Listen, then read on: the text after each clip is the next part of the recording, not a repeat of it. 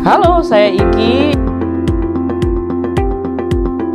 I used to study in Melbourne. I was in Melbourne from, I believe, 95 to 2004, and I'm currently back in Indonesia since 2005.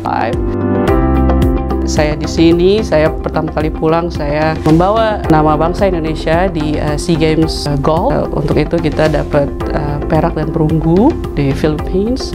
And after that, I started di Indonesia. I started with Bohan Food. Bohan Food itu adalah perusahaan yang saya bangun dengan maksud untuk membantu petani dan nelayan Indonesia melalui pertanian, perikanan, makanan. Jadi kita partnership sama petani dan nelayan. Nah, di situ kita membuat makanan-makanan. Kita ada 200 lebih makanan. We are 50 location all over Indonesia dengan 17 lini bisnis yang ada. Oke, visi misinya untuk di Bohan Food sendiri, saya merasa saya very lucky. Saya merasa saya sangat beruntung. Saya bisa sekolah di luar negeri, saya bisa sekolah di luar negeri even dari sejak SMP sampai S2, dan tidak semua orang Indonesia seberuntung saya. Jadi saya merasa dengan blessing yang saya dapatkan dari Tuhan, saya harusnya bisa membantu orang lain yang less fortunate dan blessing dari saya. Visi misi saya membantu Indonesia karena saya suka makan, jadi saya membantu Indonesia melalui makanan through partnership with local farmers and local fishermen-nya Indonesia. Nah, selama ini kita udah mulai Bohan Food dari 2007, partner with over maybe 1 million fishermen and farmers. Jadi kita memberikan mereka pelatihan bagaimana menanam cabai yang benar, menangkap ikan yang benar, memproses ikan yang benar, memproses cumi, memproses itu supaya harga kita bisa kompetitif. Dengan apa? Bukan hanya harga jual, tapi juga dengan kualitas yang sangat bagus di dunia internasional. Saya sangat bersyukur selama saya bekerja misalkan di dunia seafood selama 13 tahun, produk kami tidak pernah ada reject baik dari pihak Jepang, dari JAS, Japanese Agricultural Standard, dari FDA, dan maupun dari Australia. Even sekarang saya kirim fish and chips ke Melbourne sekitar a few containers a month.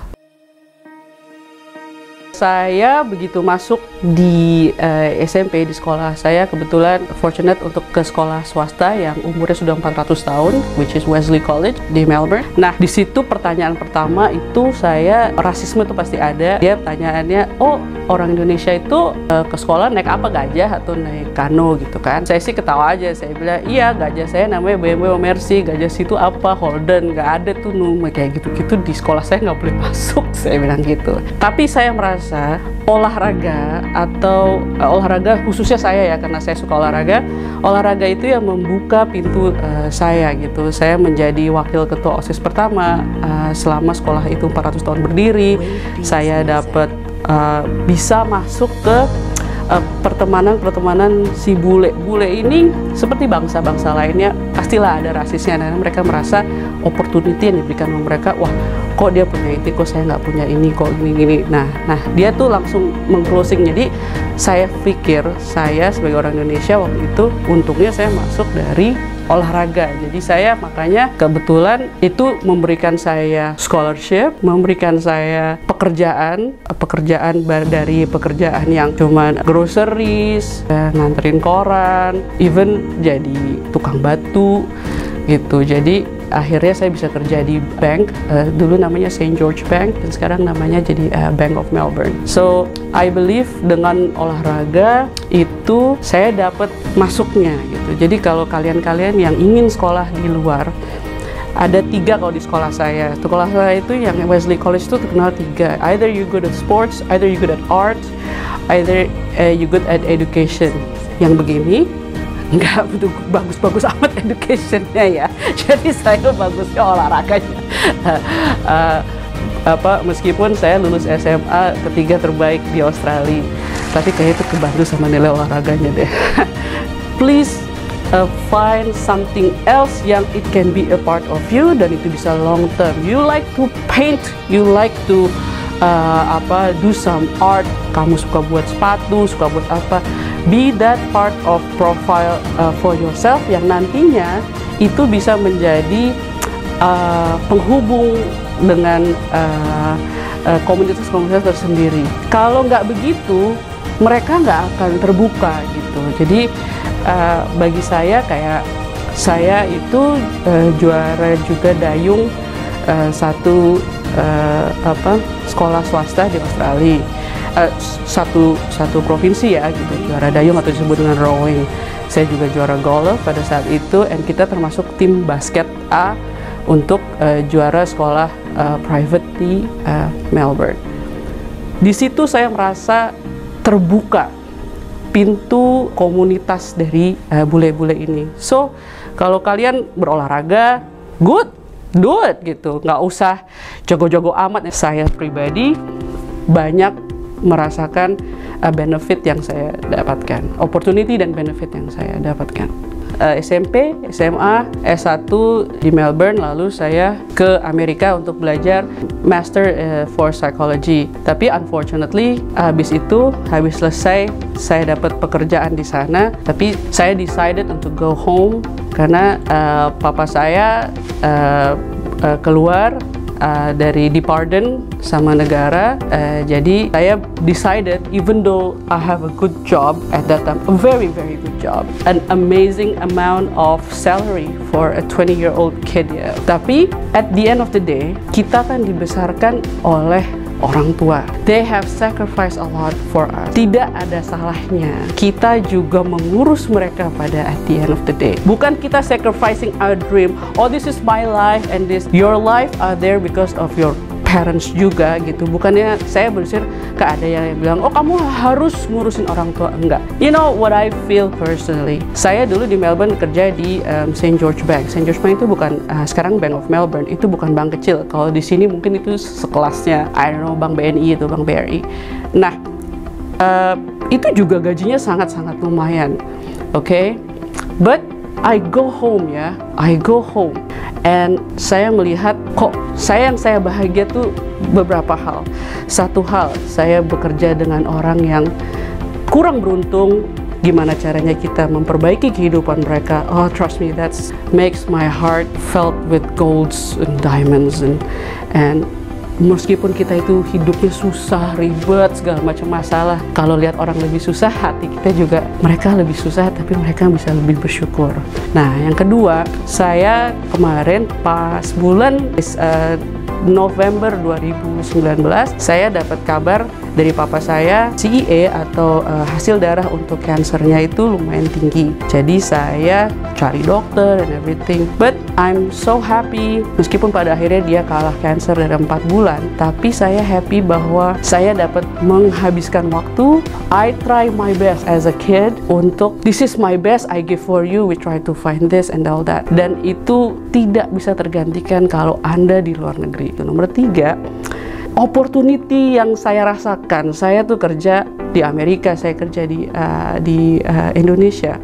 Justru opportunity atau kesempatan ya yang kita dapatkan di Indonesia jauh lebih banyak. Jauh lebih banyak. Indonesia itu masih negara berkembang. Di luar negeri itu negara maju.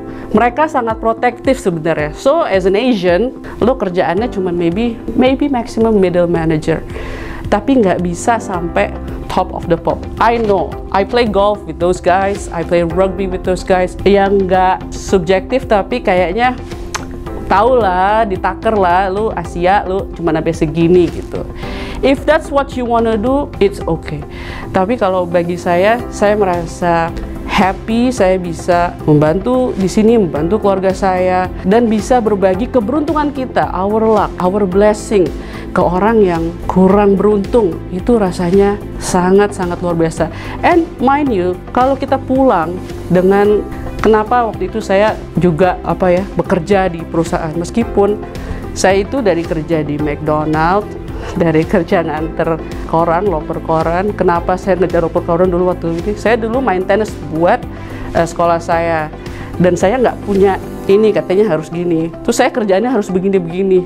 Saya pikir, saya lihat-lihat itu ada loper koran begini-begini terus dibayar. Saya ke local news agent, saya bilang, lo bayar berapa tuh anak? lu bayar gua dah setengah deh. Jadi saya jadi loper koran begini-begini, makanya saya jadi juara tenis waktu itu dalam setahun untuk sekolah privat, termasuk dalam tim yang sekolah privat Australia. Jadi setelah itu saya kerja di coffee shop, saya jadi belajar di situ. Di coffee shop itu saya belajar customer service, jadi ngomong sama orang. Jangan takut tuh ngomong sama orang. Hello, good morning, how can I help you? Itu butuh practice. Kenapa? Sepinter-pinternya kamu, kalau di kantor nih, halo gini begini, saya begini, madesu gitu, meskipun you're not a bad person, tapi orang nggak mau berhubungan sama kamu.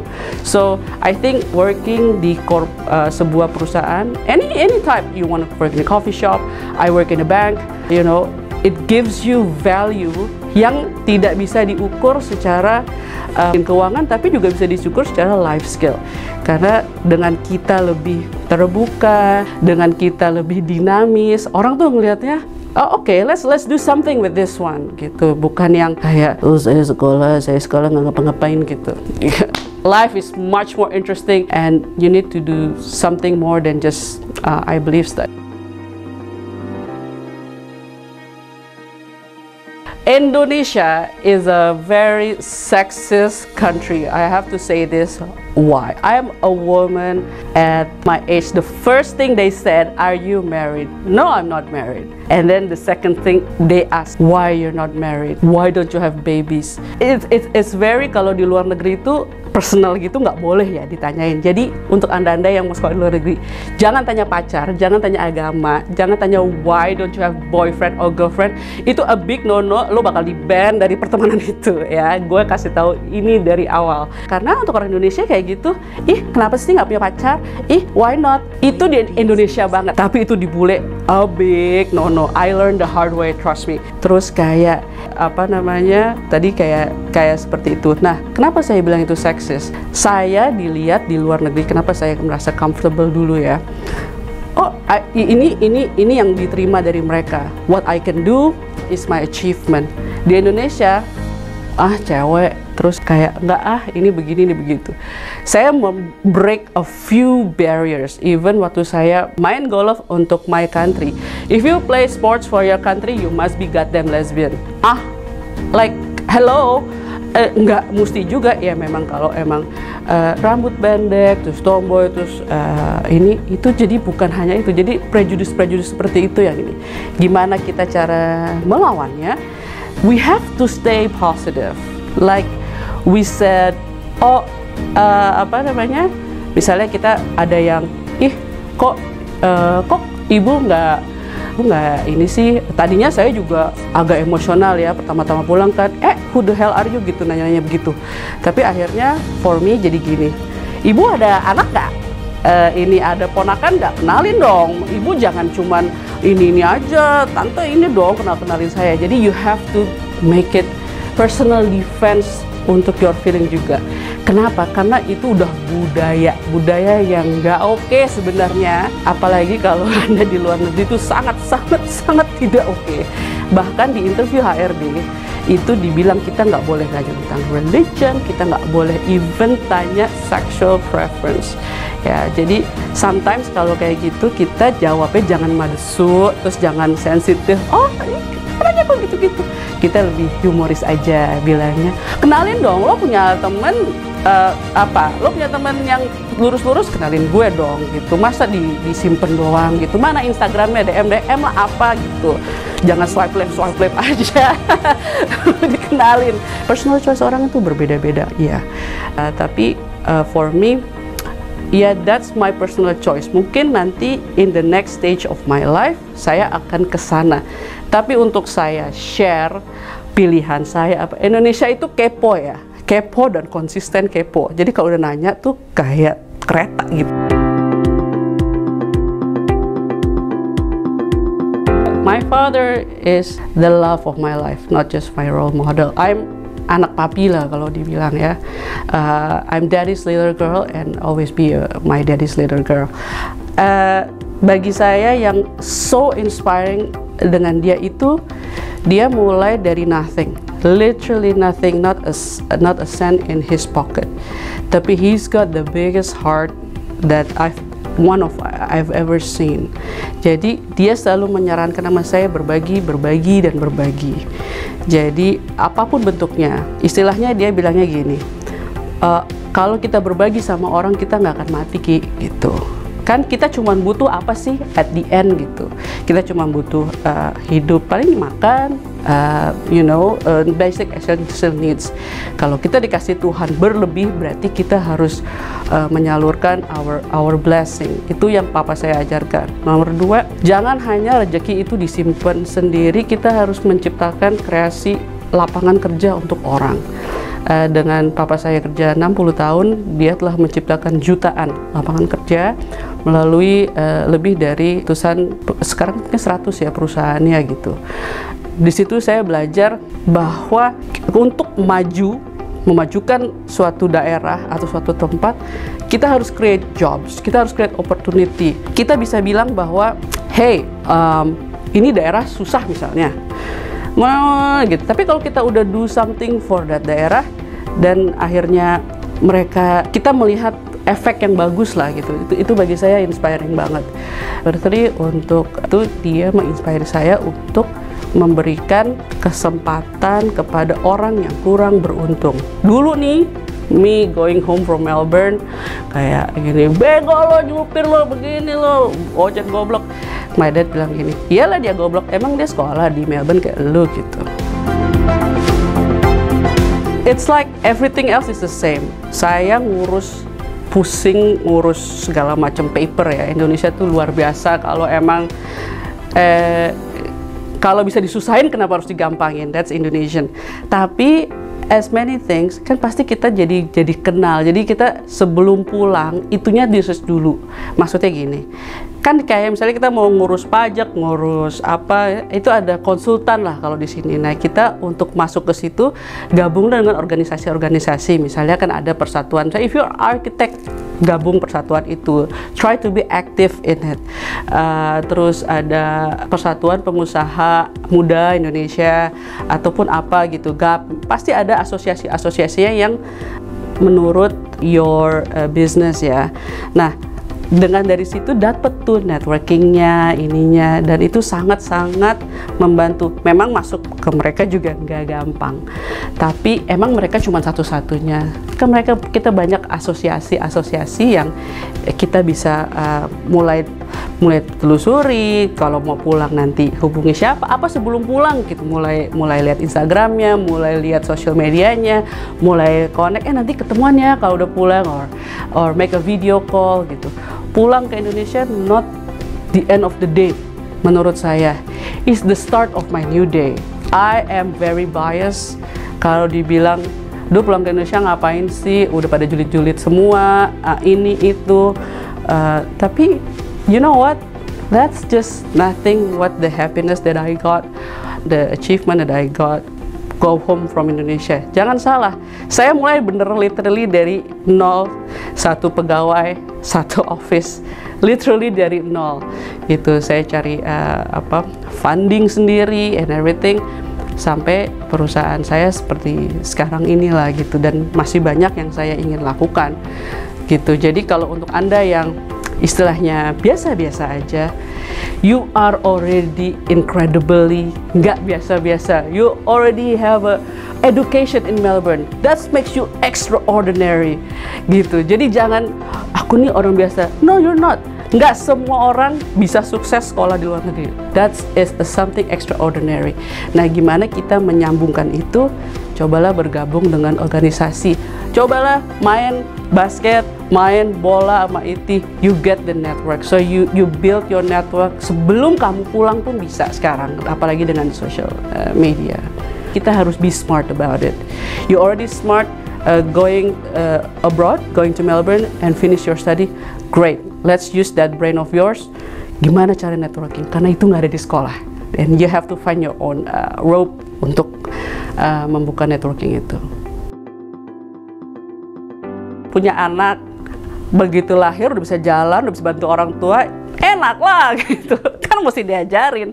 Jadi kalau for me, lebih sabar sama Indonesia. Tapi opportunity yang saya dapat di Indonesia ya, jauh lebih banyak daripada opportunity yang kalau misalnya saya stay di luar. Ya keren sih, pulang kerja pakai jas, apa hahaha kan, koko-koko. Ya tapi gitu aja. That's your life.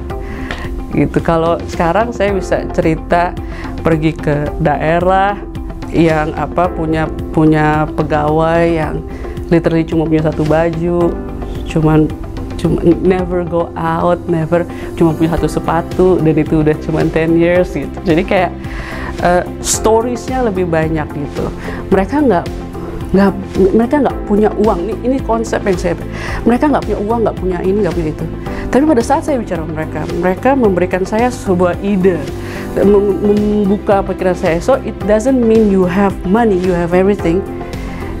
Kalau nggak punya itu nggak bisa berbagi, nggak juga gitu. Kalau for me belajar, kita bisa berbagi gitu, selalu bisa berbagi, whether we have money or not. Itu saya juga akhir-akhir ini do a YouTube channel untuk commemorate my father's interest. Dia suka makan, dia suka olahraga, dia suka golf. So saya mencoba menuangkan itu untuk berbagi di YouTube saya juga. A good information, lebih edukatif. Sekarang kan banyak yang sampah ya, kayak apa namanya, tapi ya bukan berarti kita cuma bisa banyak sampah ngapain. Let's try to do that.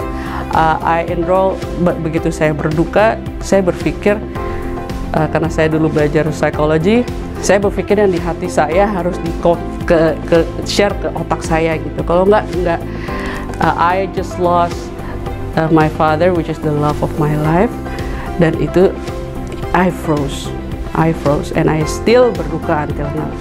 Tapi kita harus move on gitu. Tapi saya akhirnya let's do something ya. Berbagi. He like berbagi. Saya ingin berbagi sesuatu yang positif, sesuatu yang edukatif gitu. Akhirnya saya belajar les online tentang video editing, terus tentang video apa aja yang mesti di ini. I literally pay online courses to learn all that, and then now I have a YouTube channel yang saya sempatkan waktu untuk berbagi hal-hal yang positif, edukatif. Kayak saya bermasalah sama tidur. Saya akhirnya mencari-cari dulu, saya insomnia. Saya ke Mayo Clinic, sampai saya ke Mayo Clinic di Amerika. Terus mereka bilang, lu beli selimut nih, selimut pemberat weight blanket. Harganya sana $600. Saya harap banyak orang Indonesia yang kembali ke Indonesia berkarya, menyumbangkan. There is no greater feeling you come back home to your country to help your people, and especially to help your families. Bapak dan ibu itu mereka pada jaim ya gitu. I'm pretty sure kalau misalnya just say ada 3 bersaudara, 3-3 di luar negeri, 1 lah pulang. They sacrifice a lot for their life to bring you up, and I think it's quite human to take care of your elderly when they need it, and they do need it. Trust me, they do need it.